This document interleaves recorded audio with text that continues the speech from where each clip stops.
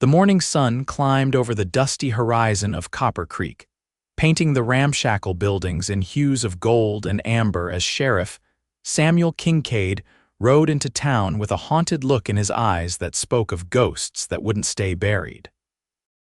The year was 1879, and the West was still wild enough to swallow a man whole if he wasn't careful.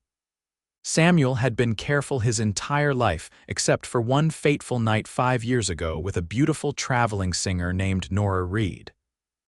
Samuel dismounted his chestnut mare outside the jailhouse, his boots kicking up dust as they hit the ground. His deputy, a young man named Emmett Walsh, was already sweeping the porch. "Mornin', Sheriff," Emmett called. "Quiet night in town. Just the usual drunks at Donovan's saloon." Samuel nodded, running a hand through his dark hair, now threaded with silver at the temples. At 32, he'd aged beyond his years, the responsibility of keeping law in Copper Creek weighing heavily on his broad shoulders. "Good," he replied, tying his horse to the post. "I'm heading over to the general store. Need to pick up a few supplies." The town was coming to life as he walked down the main street. Shopkeepers unlocked doors, women in calico dresses headed to the market, and the blacksmith's hammer rang out a steady rhythm. It was market day, and farmers from the surrounding homesteads would be bringing in their wares. Samuel nodded at the townsfolk who greeted him, his gun belt heavy on his hip, a constant reminder of the badge pinned to his vest. The market square was already bustling. Wooden stalls lined with fruits, vegetables, and handcrafted goods created a maze of commerce and conversation. Samuel moved through the crowd with practiced ease, his tall frame allowing him to see over most heads. He was heading toward Mrs. Patterson's stall for coffee beans when he saw him. A small boy, no more than 4 or 5 years old, stood alone by the apple cart. His eyes, a striking blue-green that Samuel had seen before in his shaving mirror, darted nervously around the crowd. His clothes were clean but worn, patched in places. A mop of dark curls, just like Samuel's own as a child, fell across his forehead. Time seemed to stop. The sounds of the market faded. Samuel felt his heart hammering against his ribs as recognition dawned. It couldn't be, and yet there was no denying the resemblance. Without conscious thought, Samuel found himself walking toward the boy. The child looked up at him, not with fear but with a curious recognition, as if he too sensed a connection he couldn't explain. "Hello there," Samuel said, his voice unnaturally hoarse. The boy didn't reply, just stared with those familiar eyes. "Are you lost?" Samuel asked, kneeling down to the child's level. The boy shook his head. "Mom is getting medicine. She told me to wait here." Samuel glanced around, looking for anyone who might be the boy's mother. "What's your name, son?" "Illy," the boy said, offering a small smile that hit Samuel like a physical blow. It was his own smile, the one his mother had always said could charm the birds from the trees. "Illy," Samuel repeated, the name feeling right on his tongue. "I'm Samuel Kincaid." The boy's eyes widened. "The sheriff," he whispered with awe. Samuel nodded, his throat tight. "That's right." A crowd was forming around them now, the town's residents always eager for any drama or distraction. Samuel was acutely aware of the eyes on him, of the whispers beginning to circulate. Without thinking about the consequences, without considering what it might mean or how it would change everything, Samuel reached out and took the boy's small hand in his own. The touch sent a jolt through him, a certainty, a knowing. "Illy?" A woman's voice cut through the murmuring crowd. "Illy, where are you?" Samuel stood, still holding the boy's hand, and turned toward the voice. The crowd parted, and there she was, Nora Reed, still as beautiful as the day she'd swept into town with a traveling show, her auburn hair now pulled back in a simple bun, her green eyes wide with alarm as she took in the scene before her.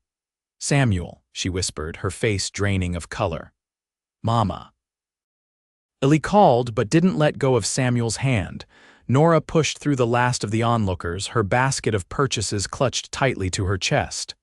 "What are you doing?" she hissed at Samuel, reaching for Illy's other hand. "Is he mine?" Samuel asked, his voice low but clear enough for those nearby to hear. The whispers around them grew louder. Nora's eyes darted around nervously. "This isn't the place, is he mine, Nora?" Samuel repeated, more firmly this time.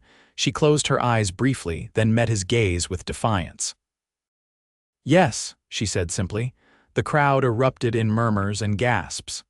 In a small town like Copper Creek, this was the sort of scandal that would fuel gossip for months.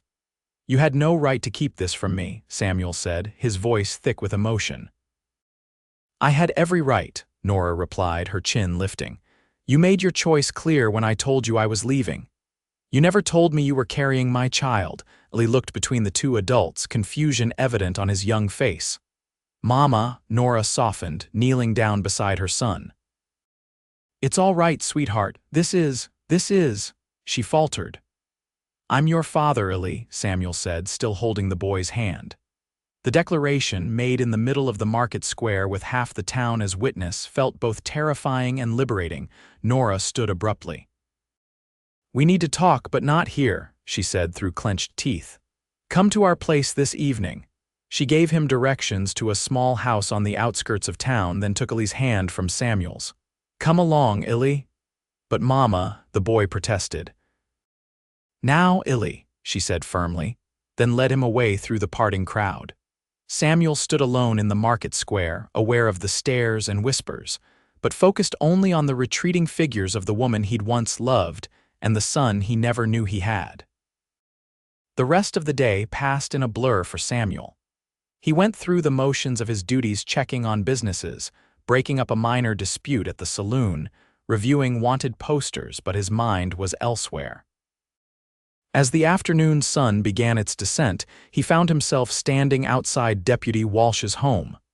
"I need a favor, Emmett," he said when the younger man opened the door. "I need you to take the night shift at the jailhouse." Emmett raised an eyebrow. "This have anything to do with what happened at the market this morning? Town's buzzing about it," Samuel sighed. "News travels fast, like wildfire," Emmett agreed. "So it's true you've got a son." "Appears that way," Samuel said, uncomfortable with discussing his personal life but knowing there was no avoiding it now. "His mother and I have some talking to do," Emmett nodded. "I'll cover for you, go on." Samuel thanked him and headed back to his small house behind the jailhouse. He changed out of his dusty clothes, combed his hair, and even contemplated shaving before deciding against it. The sun was touching the horizon when he mounted his horse and rode toward the address Nora had given him. The house was small but well kept, with a vegetable garden to one side and a few chickens scratching in a pen. A single lantern glowed in the window. Samuel tied his horse to the fence post and approached the door, his heart pounding. Before he could knock, the door swung open. Nora stood there, her hair loose around her shoulders now, wearing a simple blue dress that brought out the green in her eyes. "Come in," she said, her voice carefully neutral. The inside of the house was modest but clean and cozy. A small fire burned in the hearth and the smell of cooking hung in the air. Samuel removed his hat, feeling awkward in this domestic space. "Illy's asleep," Nora said, answering his unasked question. "I thought it would be better if we talked first." Samuel nodded, taking a seat at the small kitchen table when she gestured to it. Nora poured 2 cups of coffee and sat across from him. "Why didn't you tell me?" Samuel asked without preamble. Nora wrapped her hands around her cup. "Would it have made a difference?" "You made it clear that your life was here, that your duty as sheriff came first." "That doesn't mean I wouldn't have wanted to know my own son," Samuel argued, keeping his voice low to avoid waking Illy. "Or that I wouldn't have provided for him for both of you." "We've managed fine on our own," Nora said with a touch of pride. "I've been teaching at schools as we traveled. We only came back to Copper Creek because Mrs. Henderson is retiring and they needed a new teacher." Samuel leaned forward. "You're staying in town." "We've been here 3 months already," Nora admitted. "I was working up the courage to tell you about Illy." She sighed. "I didn't expect him to look so much like you or for someone to point it out to him. He's been asking questions about his father since he turned 4. What have you told him?" "The truth, that his father is a good man who keeps people safe, but that we couldn't be together," Nora's eyes were sad. "I never spoke ill of you, Samuel." Samuel ran a hand through his hair. "I appreciate that, at least." He took a deep breath. "I want to be part of his life, Nora." "I've missed 5 years already." Nora studied him. "And what exactly do you propose? Weekly visits? The occasional fishing trip?" "I don't know yet," Samuel admitted. "But I know I want to be his father, not just in name." A small noise from the doorway drew their attention. Illy stood there in his nightshirt, rubbing his eyes. "Mama," I heard voices. Nora stood and went to him. "I'm sorry we woke you, sweetheart. Sheriff Kincaid came to talk to us." Illy looked at Samuel with those striking eyes. "Are you really my pa?" Samuel swallowed hard. "Yes, Illy, I am." The boy considered this, then asked with the directness only children possess, "Where have you been?" Samuel exchanged a glance with Nora, who gave a small nod. "I've been here in Copper Creek, keeping the town safe. I didn't know about you until today, or I would have come looking for you." Illy seemed to accept this explanation. "Do you have a horse?" Samuel couldn't help but smile. "I do, a chestnut mare named Penny." "Can I ride her sometime, Illy?" Nora interjected. "It's late and you should be in bed." "But Mama," Illy protested. "Your mother's right," Samuel said. "It's late, but I promise if it's all right with her, I'll take you riding soon." This seemed to satisfy the boy, who allowed Nora to lead him back to his room. When she returned, her expression was troubled. "He's going to have questions, Samuel, lots of them." "I know," he replied. "And I'll answer them as best I can." He stood, reaching for his hat. "I should go, let you both get some rest, but I'd like to come back tomorrow if that's all right." Nora hesitated, then nodded. "Come for supper, 6 o'clock." Samuel placed his hat on his head and moved toward the door. "Thank you, Nora." As he rode back to town under a canopy of stars, Samuel felt a mixture of emotions: anger at the lost years, joy at finding his son, and a rekindling of feelings for Nora that he thought he'd buried long ago. The next evening, Samuel arrived at Nora's house precisely at 6, bearing a small wooden horse he'd purchased from the town's carpenter and a bouquet of wildflowers he'd picked himself. Illy was ecstatic about the toy, while Nora accepted the flowers with a guarded smile. Over a simple but delicious meal of rabbit stew and cornbread, Samuel found himself captivated by his son's boundless energy and curiosity. Illy peppered him with questions about being a sheriff, about outlaws he'd captured, and about his horse. "Can we go riding tomorrow?" Illy asked eagerly. Samuel looked to Nora for permission. "Tomorrow's Sunday," she said. "We'll be at church in the morning, but perhaps in the afternoon if the sheriff isn't too busy." "I'll make time," Samuel promised, earning a brilliant smile from Illy. After the meal, while Nora washed the dishes, Samuel sat with Illy by the fire and told him a tame version of how he'd captured the Dixon gang. The boy listened with rapt attention, his eyes wide. "Were you scared?" Illy asked. Samuel considered his answer carefully. "Yes, but being brave doesn't mean you're not scared. It means you do what needs doing even when you are scared." Illy nodded solemnly, absorbing this piece of wisdom. "I want to be brave like you, Pa." The word Pa hit Samuel like a physical blow, filling him with a fierce love he'd never known before. "You already are, son," he said, his voice rough with emotion. All too soon, it was time for Illy to go to bed. The boy insisted that Samuel read him a story, and Samuel was only too happy to oblige, sitting on the edge of the small bed and reading from a worn copy of Jack and the Beanstalk, until Illy's eyes drooped closed. When he returned to the main room, Nora was sitting by the fire, her expression thoughtful. "He's asleep," Samuel said, taking a seat across from her. "He likes you," Nora replied with a small smile. "Not that I'm surprised. You always did have a way with people." "He's an amazing boy, Nora." "You've done a fine job raising him." Nora looked into the flames.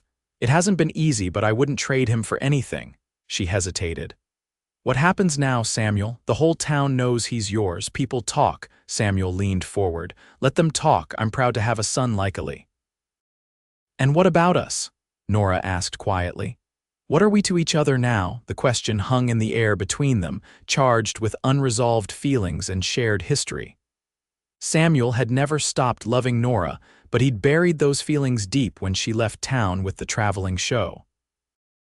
"I don't know," he answered honestly, "but I'd like to find out if you're willing." Nora's eyes met his, cautious but not without warmth.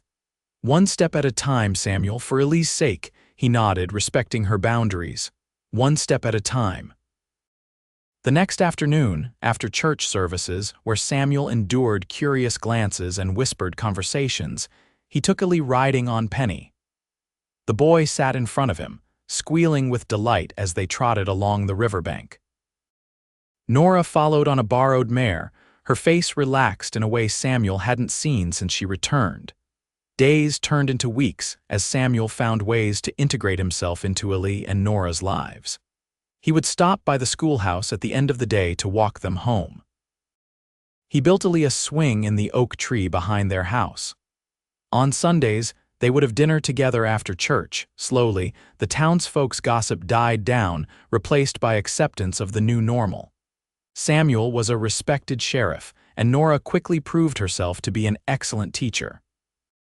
The fact that they had a child together out of wedlock remained scandalous to some, but most people had more pressing concerns in the harsh realities of frontier life. One evening, after Ellie was asleep, Samuel and Nora sat on the porch swing he'd installed the previous weekend. The night was warm, fireflies blinking in the darkness beyond the yard. "I've been thinking," Samuel said, breaking the comfortable silence. "My house in town is bigger than this one. It has 3 bedrooms. There's a good school within walking distance." Nora turned to look at him. "Samuel Kincaid, are you asking us to move in with you?" "Not exactly," he replied, reaching into his pocket and pulling out a small box. "I'm asking if you'll marry me." Nora's eyes widened as he opened the box to reveal a simple gold ring with a small pearl. "Samuel, I know it's not what you dreamed of," he continued quickly. "I'm still just a small town sheriff, and Copper Creek isn't exactly the adventure you were seeking when you left with that show. But I love you, Nora. I never stopped. And I love Ellie. I want us to be a real family." Tears shimmered in Nora's eyes. "You think I left because I wanted adventure, didn't you?" Samuel asked, confused. "You said the traveling life was calling to you." Nora shook her head. "I left because you never asked me to stay. I told you about the offer from the show, hoping you'd tell me you wanted me here with you. But all you said was that you understood the appeal of the open road." Samuel sat back, stunned. "I thought that was what you wanted to hear. I didn't want to hold you back." "And I didn't want to stay where I wasn't wanted," Nora replied softly. "I wanted you," Samuel said fervently. "God, Nora, I wanted you more than I've ever wanted anything. I was just too proud, too stubborn to say it." Nora reached up to touch his face. "And now I'm asking you to stay. To be my wife, to let us be the family Ellie deserves." Samuel took her hand. "I'm not too proud to beg if that's what it takes." A slow smile spread across Nora's face. "No begging necessary, Sheriff Kincaid." She took the ring from the box and slipped it onto her finger. "Yes, I'll marry you." Samuel's heart soared as he pulled her into his arms, kissing her with all the love and longing he'd held back for years. When they finally broke apart, both breathless, Nora laid her head against his chest. "Ellie will be thrilled," she murmured. "We'll tell him together in the morning," Samuel said, his arms tight around her. "A new beginning for all of us." The wedding was a simple affair held in the town church 2 months later. Ellie, dressed in a new suit that matched his father's, stood proudly as best man. The entire town turned out, any lingering scandal forgotten in the face of their obvious happiness. After the ceremony, as guests gathered at the hotel for the reception, Samuel found a moment alone with his new wife and son in the church garden. "Are we a real family now?" Ellie asked, looking up at them with those striking eyes. Samuel knelt down to his level. "We've always been a real family, son. The paper just makes it official." Nora, radiant in her cream-colored wedding dress, placed a hand on Ellie's shoulder. "Your father's right. Family is about love, not papers or ceremonies. But this means we're staying in Copper Creek with Pa," Ellie pressed. "Yes," Nora assured him, "we're staying right here." Samuel stood and took his wife's hand. "Actually, I have a surprise for both of you." He reached into his jacket pocket and pulled out a folded document. I bought the old Wilson place. 20 acres with a good house and barn, room for horses, chickens, maybe even a cow.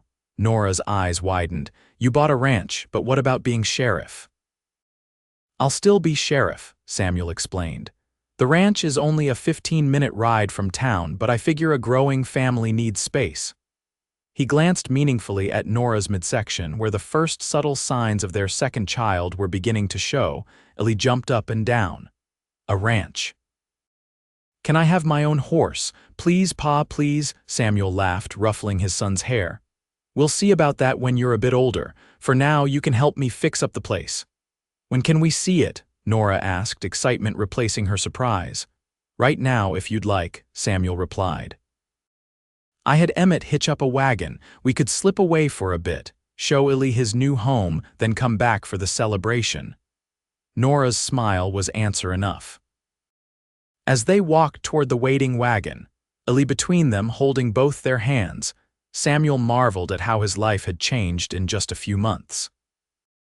From lonely sheriff to husband and father, with another child on the way, all because a little boy he never knew stood in the market, and he'd walked over and taken his hand publicly. The Wilson Ranch became the Kincaid Ranch, and over the years it flourished under their care. Samuel continued as sheriff until Illy turned 18 and took over the badge, allowing Samuel to focus on the ranch full-time.